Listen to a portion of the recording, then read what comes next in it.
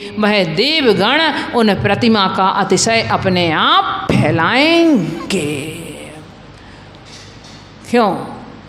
और तो ऐसे वहाँ भी आपके लिए ज्ञान दान का, आहार दान का और जो अखंड ज्योत आदि वहाँ जलाते हैं लोग, क्योंकि ये उनकी भक्ति का वो है कि वह जाकर के अपनी अखंड ज्योत जलाते हैं। कई लोग जाकर के अपना पूजन विधान आदि वहाँ करवाते हैं। तो ऐसा करा के वह जब मुंसुवृतनाथ भगवान की भक्ति करते हैं तो भक्ति करके भक्ति के पुण्य को भी वह प्राप्त होते हैं। हम यहाँ रोज़ नहीं जा पाते हैं, हम साल भर में मान लो एक दिन अपने माध्यम से, कभी हमारी जन्मदिन हो, कभी अपने पूज्य, अभी जो अपने लोग कहते हैं कि हमारे जो पुराने लोग हैं, पूर्वज हैं, अब 10 लक्षण के बाद में श्राद्ध पक्ष आएंगे, क्या उनके नाम से हम करते हैं, उनके नाम से दान देते हैं, उनके नाम से वो करते हैं। अरे उन पूर्वजों के नाम से दिया गया दान उन तक नहीं पहुँचेगा और आप मात्र इन मिथ्या मान्यताओं में उलझे करके अपने मिथ्यात्व की पुष्टि करोगे। किंतु यदि आपने जिनालयों में, जीर्णोद्धार में, पंच कल्याणक आदि प्रतिष्ठाओं में, ज्ञानदान में, जहाँ जहाँ ऐसे आयतन हैं उनमें यदि आपने अपने द्रव्य का सदुपयोग कर दिया, क्योंकि दान की 3 द्रव्य की जो धन है उसकी 3 गति होती हैं। दानम भोगो नासस्ते, या तो आप उसके लिए दान करके वो करो, सदुपयोग करो, या आप उसको भोगों में भोग सकते हो, और या फिर वह नाश को प्राप्त हो जाएगा। क्योंकि आपके पास में आपका जितना पुण्य है, जितना दिन का आपके पास संयोग है, उतने दिन ही आपके पास रहेगी। यदि आपने उसका बीच में सदुपयोग करके पुण्य का अर्जन कर लिया तो वह लक्ष्मी आपके पास, उसको वृद्धिंगत आप उसको कर सकते हो। अन्यथा जितने समय का आपके पास योग है उसके बाद वह लक्ष्मी आपके पास से विदाई ले जाएगी। आपकी तिजोरी में रखा हुआ पैसा हो, चाहे आपकी जेब में रखा हुआ पैसा हो, वो पैसा भी आपको शिक्षा देता है कि मैं ऐसी पता नहीं कितनी जेबों में जा कर के आ गया, कितनी तिजोरियों में रख कर के आ गया, कितने बैंक बैलेंस कर के आ गया, किंतु मैं आज तक किसी का नहीं हुआ। इसलिए हम क्या करें, हम इसका समय रहते सदुपयोग कर लें। हाँ, कोई लोग ऐसे भी होते हैं जिन विचारों का पुण्य का उदय नहीं होता, वो स्वयं भी नहीं देते और दूसरे को देने भी नहीं देते।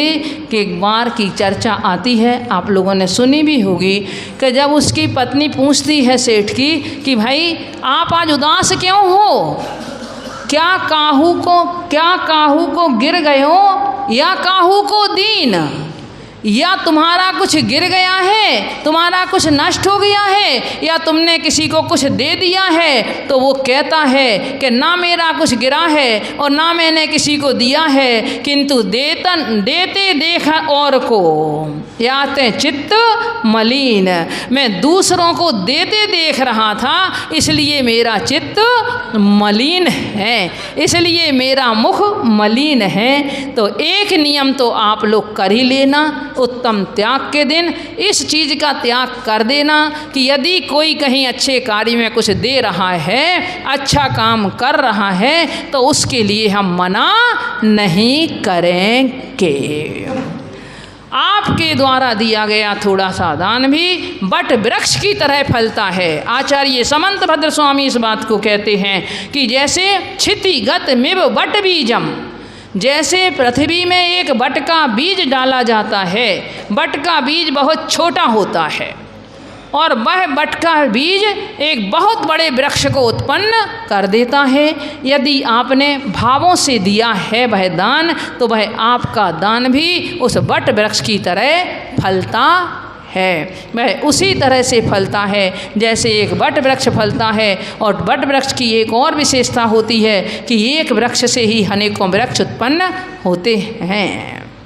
तो बंधुओं, बहुत अधिक नहीं कहना है, समय अपनी गति से आगे बढ़ रहा है, इतना ही बहुत काफ़ी है। किंतु एक बात और इसमें ध्यान रखना कि जो लोग दूसरों के कहने से देते हैं वो समझो सिर्फ यदि 100 गुना पुण्यर्जन करते हैं तो जो अपने आप से अपनी भावनाएं जगा करके देते हैं उनके लिए 1000 गुना पुण्य होता है। और जो लोग अपने गुप्त रूप से देते हैं, छपा करके नहीं छिपा करके देते हैं, उनके लिए अनंतानंत गुणा पुण्य का संचय होता है। हम करें, अपने द्रव्य का सदुपयोग करें, अपने तन मन धन का सदुपयोग, मानव पर्याय मिली, उत्तम कुल मिला, इतना हम कम से कम इस लायक हुए हैं कि आज हमसे हम कुछ देने के लायक हैं, हम अपने जिनालयों की रक्षा करने के लायक हैं। तो हमें इतना अपने आप में उसका सदुपयोग हम स्वयं करें। अपने आप एक कहने की आवश्यकता ही नहीं है, क्योंकि कुंद स्वामी जैसो ने में कह दिया कि श्रावक के 2 ही धर्म हैं, दान और पूजा। कोई लोग, किसी नॉन जैन ने एक बार प्रश्न किया किसी से, वो जैन थे, तो अपने भाई से प्रश्न किया, बोले जैनों के पास इतना पैसा क्यों होता है?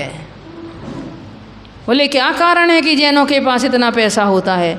तो बोले माता जी, बोले मैंने उन्हें उत्तर दिया कि जैन अपने द्रव्य को खर्च करना जानते हैं, जैन अपने द्रव्य को परोपकार में लगाते हैं। आप जहाँ भी देख लीजिए, आज चाहे शासन में हो, प्रशासन में हो, चाहे किसी भी स्थान में हो, तो जैन अपने द्रव्य को दूसरों के लिए जब देते हैं तो उनके पास अपने आप वो पैसा आता है। इसलिए जैनों के पास में ज़्यादा पैसा होता है। तो बोलिए उत्तम त्याग धर्म की